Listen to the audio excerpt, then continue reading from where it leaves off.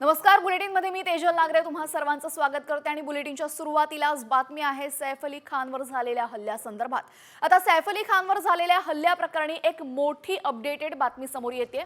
या हल्ला प्रकरणामध्ये शाहिद नावाच्या एका संशयिताला ताब्यात घेण्यात आलेले आहे। त्याची कसून चौकशी सुरू झाली असून शाहिदवर यापूर्वीच घरफोडीचे गुन्हे दाखल करण्यात आलेले जवळपास 4 घरफोडीचे गुन्हे दाखल झाले असून त्यामुळे आता सैफवरील हल्ला प्रकरणी त्याच्यावरील संशय आणखीनच बळावलाय। पोलिसांनी या शाहिदला नक्की काय प्रश्न विचारलेले आहेत पाहूयात। पहिला प्रश्न पोलिसांचा, तू कोण आहेस? तू काय करतोस?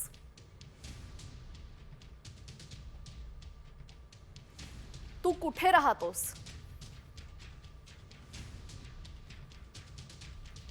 तुझं शिक्षण किती झालेलं आहे आणि तुला इंग्रजी येतं का? सैफ अली खानवर हल्ला झाला तेव्हा तू कुठे होतास?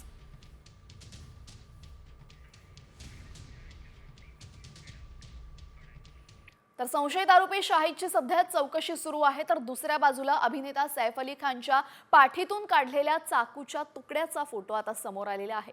या चाकूचा फोटो साम टीव्हीच्या हाती लागला असून हाच तो चाकू आहे जो शाहिदच्या मणक्याच्या जवळ घुसला होता। सैफ अली खानवर चाकूने हल्ला करण्यात आला आणि या हल्ल्यानंतर चाकूचा तुकडा सैफच्या पाठीत अडकला होता। सैफवर शस्त्रक्रिया करून 2.5 इंचांचा तुकडा बाहेर काढण्यात यश आलेले आहे। या चाकूच्या तुकड्याचा फोटो सध्या साम टीव्हीच्या स्क्रीनवर आपण पाहताय।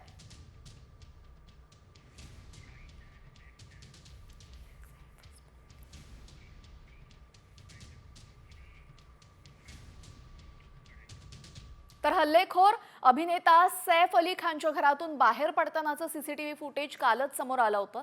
मात्र आता हल्लेखोर घरात घुसला कसा हा प्रश्न सर्वांनाच पडला होता आणि आता याचं सीसीटीव्ही फुटेज सुद्धा सामच्या हाती लागलेले।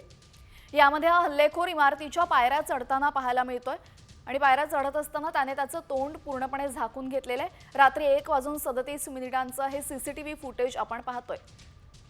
आरोपी सैफच्या घरात जातानाचा हे सीसीटीव्ही त्याने तोंडावर लाल रंगाचा कपडा गुंडाळलेला आहे आणि दबक्या पावलानं तो शिड्या चढताना आपण बघतोय। रात्री 1:37 हे दृश्य आहे। त्यानंतर सैफवर हल्ला करणारा आरोपी खाली उतरतोय। बरोबर 2:33 दुसरं फुटेज आपण बघतोय। म्हणजे जवळपास मध्ये 1 तास गेला। त्या 1 तासामध्ये त्याने सैफच्या घरामध्ये घुसला, हल्ला केला आणि त्यानंतर रात्री 2:33 तो बाहेर पडत होता।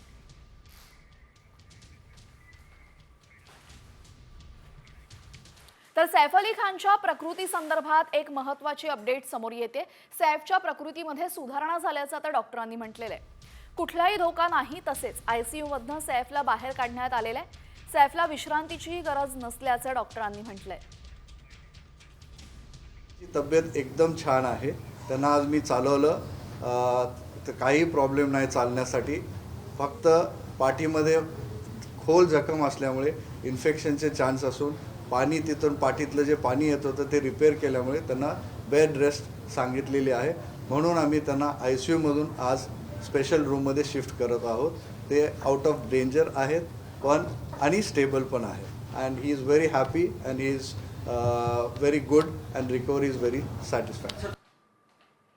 तर आता सैफवर हल्ला करणाऱ्या आरोपीनं शाहरुख खानच्या घराची सुद्धा रेकी केल्याची धक्कादायक माहिती समोर आलेली आहे। 2 दिवसांपूर्वी शाहरुख खानच्या घरातही एकाने घुसण्याचा प्रयत्न केला अशी माहिती सूत्रांनी दिलेली आहे। तर भिंतीवर चढूनही सुरक्षा जाळी असल्याने बंगल्यामध्ये घुसखोरी करता आली नाही अशी माहिती सूत्रांनी दिली आहे। एक नवी रंजक अशी माहिती जी समोर आलेली आहे, तो हल्लेखोर आहे। अगदी त्याच्यासारखा हुबेहूब दिसणाऱ्या हल्लेखोराकडून जे आहे ते अभिनेता शाहरुख खान याच्या वांद्रे पश्चिमेकडील जो बँडस्टँड परिसरामध्ये मन्नत बंगला आहे, या मन्नत बंगल्याची देखील रेकी केल्याची माहिती आता समोर आलेली आहे।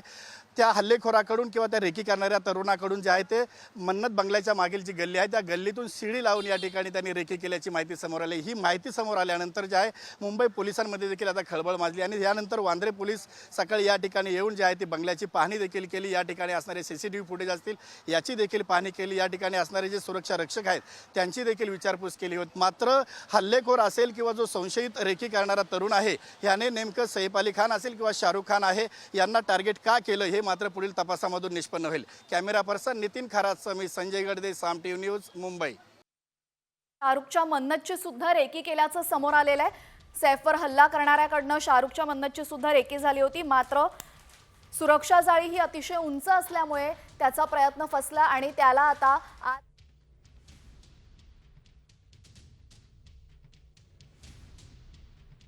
मुंबई पोलीस आणि गुन्हे शाखेतील चढाओढीचा फटका आता सैफ अली खानवरील हल्ल्याच्या तपासाला बसलेला आहे. मुंबई पोलीस आणि गुन्हे शाखेमध्ये तपासावरनं क्रेडिट वॉर आता सुरू झालं असल्याची माहिती मिळते. बुधवारी मध्यरात्री सैफवर हल्ला झाला आणि तब्बल 1.5 दिवस उलटलाय, तरी सुद्धा हल्लेखोराला पकडण्यात पोलिसांना यश आलेलं नाहीये.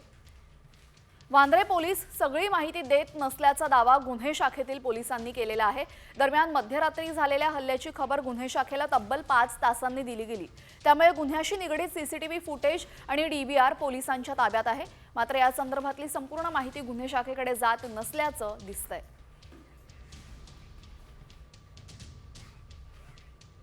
सैफ हल्ला प्रकरणी आता आरोपीच्या अटकेचं मुंबई पोलिसांनी खंडन केलेलं आहे. सैफ अली खानच्या हल्ला प्रकरणी कुठलीही अटक अद्याप करण्यात आलेली नाही असं स्पष्टीकरण देण्यात आलेलं आहे. दरम्यान संशयिताला ताब्यात घेऊन चौकशी सुरू आहे असं पोलीस म्हणतायत. सैफ अली खान हल्ला प्रकरणी एका संशयिताला ताब्यात घेण्यात आलेले आहे, मात्र अजून अटक करण्यात आलेली नाहीये. यानंतर एक महत्त्वाची बातमी समोर येते, ती म्हणजे सैफ अली खानला आता उपमुख्यमंत्री एकनाथ शिंदे भेटणार असल्याची माहिती मिळते. शिंदे लीलावती रुग्णालयात सैफची भेट घेणार आहेत. काल सैफ अली खानवर मध्यरात्री चाकूने वार करण्यात आले आणि त्यानंतर आता उपमुख्यमंत्री एकनाथ शिंदे सैफ अली खानची भेट घेणार असल्याची माहिती समोर येते. प्रकारचे कलावंतांवर हल्ले होणं हे अतिशय चुकीचं आहे.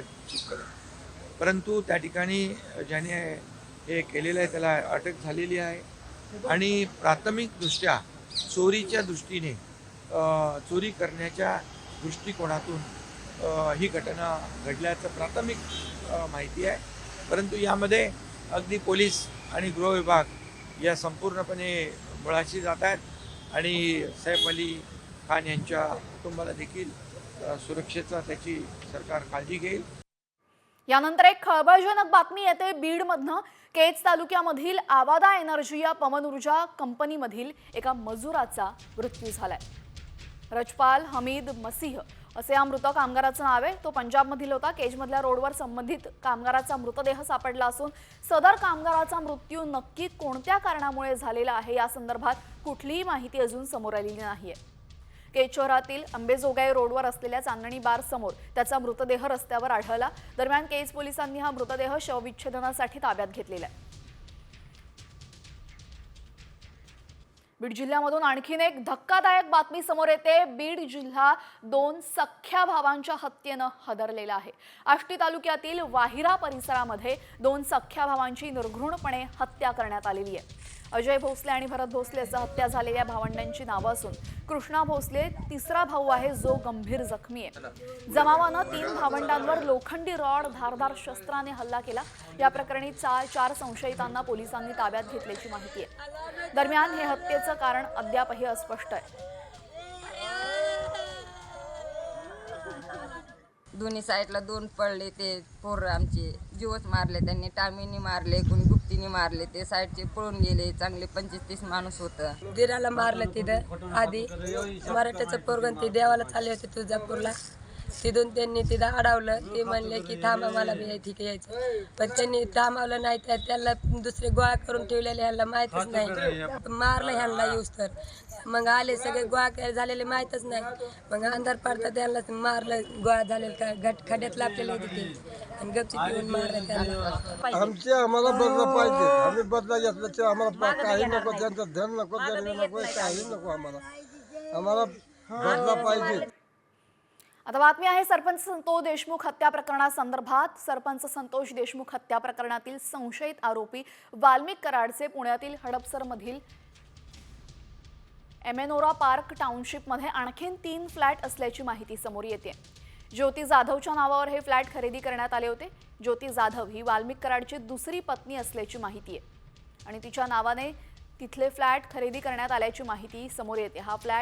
एक फ्लॅट हा शरद मुंडेंच्या नावाने आहे, तर पुण्यामध्ये कराडचे आणखीन 3 फ्लॅट सापडल्याची माहिती सूत्रांनी दिली आहे.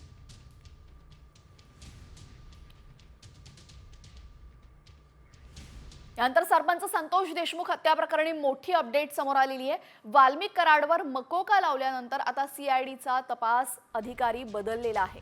आता या प्रकरणाचा तपास अप्पर पोलीस अधीक्षक किरण पाटील करणार आहेत. याआधी सीआयडीचे उपअधीक्षक अनिल गुजर तपास करत होते.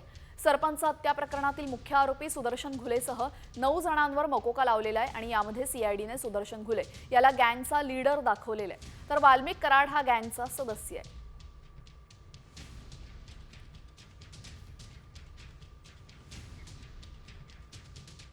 तृप्ती देसाई यांनी आरोप केले होते, मात्र हे आरोप खोटे आहे असं स्पष्टीकरण आता दिंडोरीतील आश्रम प्रशासनाने दिलेलं आहे.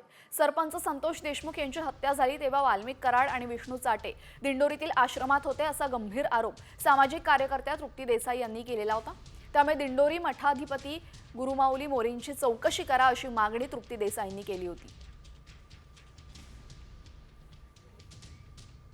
आश्रम जो दिंडोरीचा आश्रम आहे तिथे 15 तारखेला आणि 16 तारखेला जो मुक्काम आहे तो विष्णू चाटे आणि वाल्मिक कराड या दोघांनी केलेला आहे आणि 17 तारखेला आश्रमातून ती गाडी जी आहे त्यांची बाहेर निघालेली आहे. या प्रकरणात जेव्हा तुम्ही पुढाकार घ्याल तेव्हा गृहमंत्री देवेंद्रजी फडणवीस हे या मठाचे भक्त आहेत, त्यांची श्रद्धा आहे, त्यामुळे यामध्ये अण्णासाहेब मोरेंवर कुठलीही कारवाई करणार नाही. शनिदेवानं त्यांनी सोडलं तर आम्ही तर माणसं आहे.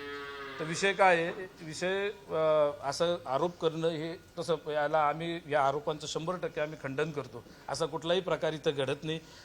इथं दुनियाभरचे लोक येतात, नुसते महाराष्ट्रातले नाही जगभरातले लोक येतात. मंदिर सगळ्यांकरता खुलं असतं आणि इथं सामाजिक आम्ही जे उपक्रम आहे अध्यात्माबरोबर सामाजिक उपक्रम राबवतो. काय राबवतो ते दुनियाला माहिती आहे, मला ते तुम्हाला डिटेल्स सांगायची गरज नाही, दुनिया जाणते. आणि जे काही असं कोणी आरोप केले असतील आता ते त्यांचा काय हेतू असतं ते आम्हाला सांगता येत नाही, पण या आरोपात कुठलंही तथ्य नाही.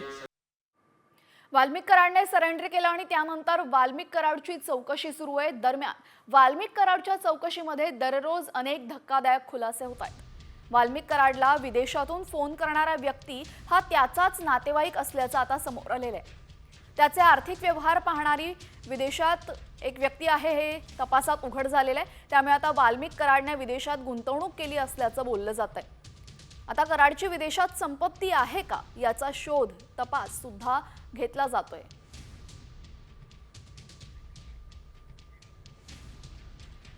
गेल्या अनेक दिवसांपासून बीड सरपंच संतोष देशमुख प्रकरणामध्ये सरकारी वकील म्हणून उज्ज्वल निकम यांची नियुक्ती करावी अशी मागणी होत होती. आता अखेर बीड प्रकरणमध्ये सरकारी वकील म्हणून उज्ज्वल निकमांची नियुक्ती होण्याची शक्यता वर्तवण्यात आलेली आहे. सरपंच संतोष देशमुख हत्येसंदर्भात फडणवीस आणि उज्ज्वल निकम यांच्यामध्ये जवळपास 10 मिनिटे चर्चा झाल्याची माहिती सूत्रांनी दिली आहे. तर संतोष देशमुख हत्या प्रकरणामध्ये उज्ज्वल निकम यांच्याकडे या संपूर्ण केसची माहिती द्या, सूत्र द्या अशी मागणी देशमुखांच्या कुटुंबियांनी आधीच केली होती आणि आता ही मागणी मान्य होईल अशी माहिती सूत्रांकडून येते.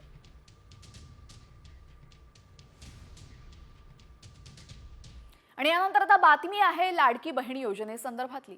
26 जानेवारीपर्यंत लाडक्या बहिणींच्या खात्यामध्ये पैसे जमा होणार आहेत अशी माहिती महसूल मंत्री चंद्रशेखर बावनकुळे यांनी दिलेली आहे.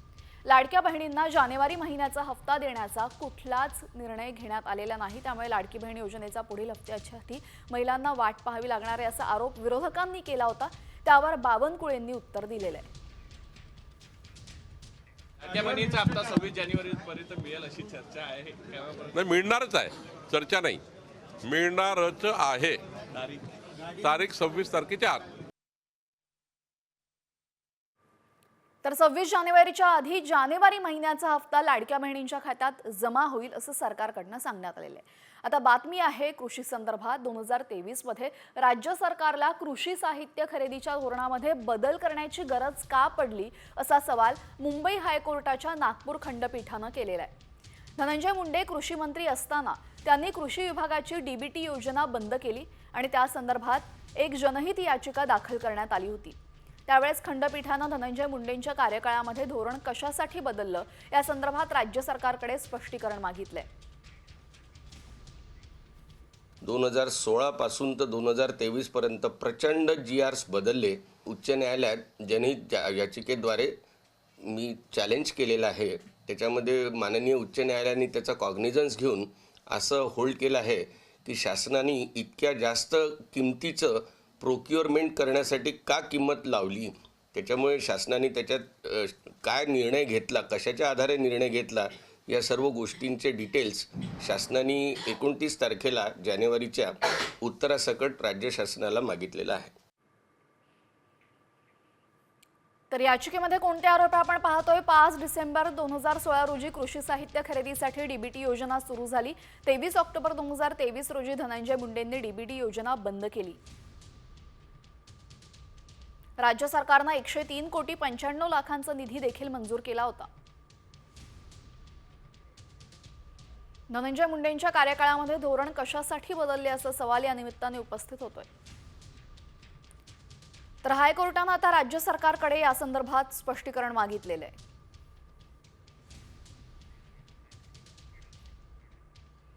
बातमी आहे राष्ट्रवादीच्या मंथनासंदर्भात. आता अजित पवारांच्या राष्ट्रवादीचं उद्यापासून शिर्डीमध्ये 2 दिवसांचं अधिवेशन होणार आहे. या अधिवेशनाला मंत्रीपद न मिळाल्यामुळे नाराज असलेले छगन भुजबळ उपस्थित राहण्याची शक्यता कमी असल्याचं बोललं जातंय. प्रकृती अस्वास्थ्यामुळे भुजबळ अनुपस्थित राहणार असल्याचं समजतंय. तर दुसरीकडे मंत्री धनंजय मुंडे मात्र शिर्डीतील अधिवेशनाला उपस्थित राहणार असल्याची माहिती सूत्रांनी दिलेली आहे.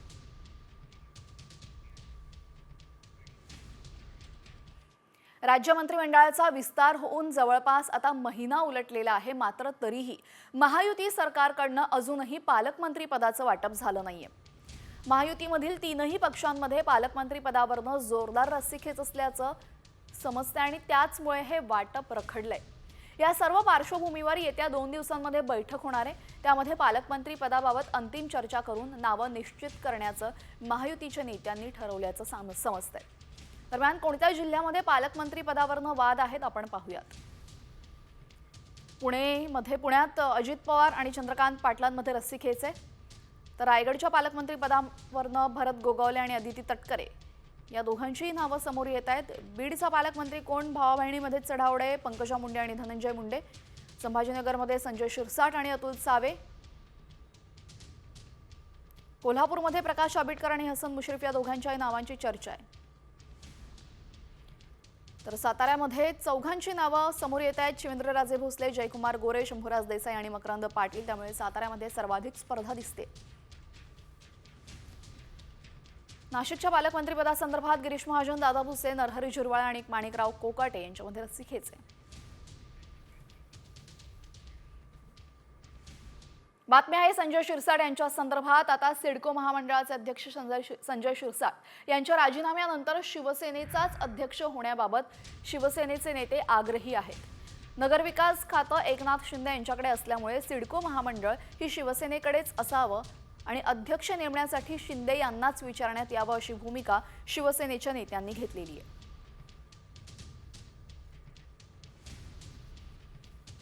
सिडको शिवसेनेकडे कायम राहावं? नाही, सिडको तर शिवसेनेकडे असावंच ना. मी राजीनामा दिला याचा अर्थ माझ्या जागी कुणाची तरी नेमणूक ही शिवसेनेच्याच माणसाची झाली पाहिजे असं माझं स्पष्ट मत आहे. आणि त्या खात्याचा मंत्री सुद्धा एकनाथ शिंदे साहेब आहेत. म्हणून चेअरमनची निवड ही शिंदे साहेबांना विचारूनच केली जाईल असं एकंदर चित्र आहे. आणि ते वरिष्ठ पातळीवर ते दोन्ही नेते एकत्र बसून ह्याच्यावर निर्णय घेतील. आता पौष महिना संपल्यानंतर कोकणामध्ये मोठ्या राजकीय घडामोडी घडण्याची शक्यता वर्तवण्यात आलेली आहे. ठाकरे गटाचे नेते राजन साळवी मोठा निर्णय घेणार असल्याची माहिती सूत्रांनी दिली आहे. विधानसभेमध्ये पराभव झाल्यानंतर साळवी नाराज असल्याची कुजबूज राजकीय क्षेत्रात होती. तर मध्यंतरी राजन साळवी यांनी उद्धव ठाकरेंची भेट घेतली होती. त्यामुळे आता राजन साळवी नक्की काय निर्णय घेणार हे पाहणं महत्त्वाचं ठरणार आहे. दरम्यान साळवींनी लवकरात लवकर योग्य तो निर्णय द्यावा असा दबाव कार्यकर्त्यांकडनं सुद्धा होतोय.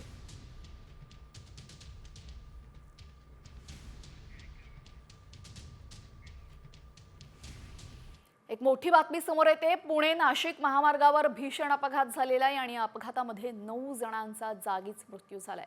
नारायणगाव जवळ हा अपघात झाला असून प्रवासी वाहतूक करणाऱ्या गाडीला पाठीमागून टेम्पोनं जोरदार धडक दिली. चेंडूप्रमाणे ऑटो फेकली गेली आणि पुढे एक ब्रेक फेल झालेली एसटी रस्त्याच्या बाजूला उभी होती. त्याच एसटीवर जाऊन ही ऑटो आपटली. यामध्ये 4 महिला, 4 पुरुष आणि एका बाळाचा जागीच मृत्यू झालाय. तर इतर 3 जण जखमी आहेत. मृतांच्या नातेवाईकांना मुख्यमंत्र्यांकडून 5 लाखांची मदत जाहीर करण्यात आली आहे.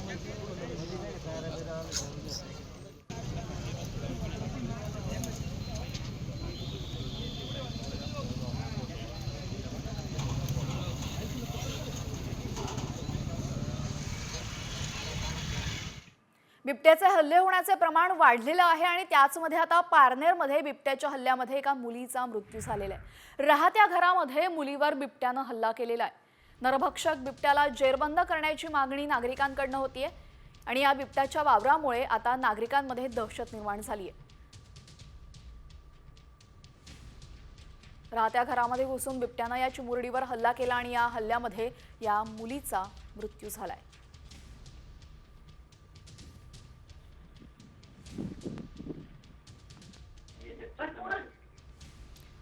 बिबट्याच्या हल्ल्यामुळे जागीच मृत्यू झालेल्या या मुलीचा बिबट्याच्या वावरामुळे नागरिकांमध्ये मोठी दहशत निर्माण झालेली आहे आणि या बिबट्याला लवकरात लवकर जेरबंद करावं अशी मागणी नागरिकांकडून होतीये. राहत्या घरातच या मुलीवर बिबट्याने हल्ला केला आणि त्यामध्ये या चिमुरडीचा मृत्यू झालेला आहे आणि या बिबट्याच्या वावरामुळे नागरिक अजूनही दहशतीत वावरतायत. कृषी क्षेत्रामध्ये जागतिक क्रांती घडवणारं संशोधन नुकतंच बारामतीमधील कृषी विज्ञान केंद्रानं यशस्वी करून दाखवलेलं आहे. याच संशोधनाच्या आधारावर कृषी प्रदर्शनाचं आयोजन करण्यात आलंय. माजी केंद्रीय कृषी मंत्री शरद पवार आणि उपमुख्यमंत्री अजित पवारांसह मान्यवरांच्या उपस्थितीमध्ये या प्रदर्शनाचं उद्घाटन करण्यात आलं. आधुनिक तंत्रज्ञानाचा शेतामध्ये वापर करण्यासंदर्भातली प्रात्यक्षिकं या प्रदर्शनात दाखवण्यात येत आहेत. 21 जानेवारीपर्यंत हे कृषी प्रदर्शन सर्व शेतकऱ्यांसाठी खुलं असणार आहे. शेतीमध्ये AI यशस्वीरित्या वापरलं गेलेलं आहे आणि हे सुद्धा या प्रदर्शनात अनुभवता येणार आहे. हे तंत्रज्ञान कृषी क्षेत्रासाठी गेम चेंजर ठरणार असून उसापाठोपाठ भाजीपाला आणि फळबागांसाठी सुद्धा या तंत्रज्ञानाचा प्रयोग केला जाणार असल्याचं सकाळ माध्यम समूहाचे अध्यक्ष प्रतापराव पवार यांनी सांगितलंय. हे तंत्रज्ञान शेतकऱ्यांच्या शिवारापर्यंत पोहोचवण्याचा प्रयत्न करणार असल्याची ग्वाही उपमुख्यमंत्री अजित पवारांनी यावेळेस दिली आहे.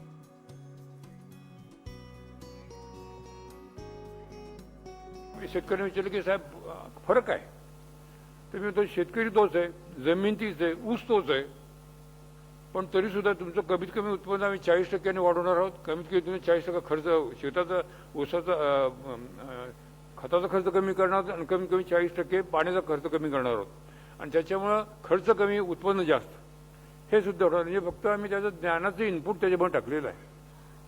त्यातल्या शेतकऱ्याचं जे स्किल आहे, आज शेतकरी आहेत का 80-90% आहेत, पण हजारातला एखादा. या इथे आपल्या टेक्नॉलॉजीमुळे कुठलाही शेतकरी हे काम करू शकेल आणि त्याला तेवढं उत्पन्न मिळू शकेल. हे याचं वैशिष्ट्य आहे. आणि किती कॉस्ट त्याला? 5,000 रुपये एकराला. कुठलाही शेतकरी नाही म्हणू शकत नाही की मला हे परवडत नाही म्हणून. तर शेतकऱ्यांना मोठं ज्ञान या प्रदर्शनातून मिळणार आहे. यानंतर आता बातमी आहे एका व्हायरल मेसेज संदर्भातली. 2030 पर्यंत नोकऱ्या संपणार आहेत. होय, 2030 पर्यंत नोकऱ्या संपणार असल्याचा दावा करण्यात आलेला आहे. पण खरंच नोकऱ्या संपणार आहेत का? या दाव्यामध्ये किती तथ्य आहे याची आम्ही पडताळणी केली. त्यावेळेस नक्की काय सत्य समोर आलं आहे पाहूयात. सावधान, तुमची नोकरी धोक्यात.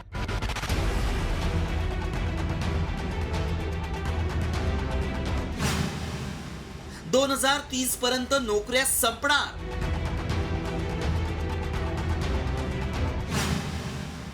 व्हायरल मेसेज मागचं सत्य काय?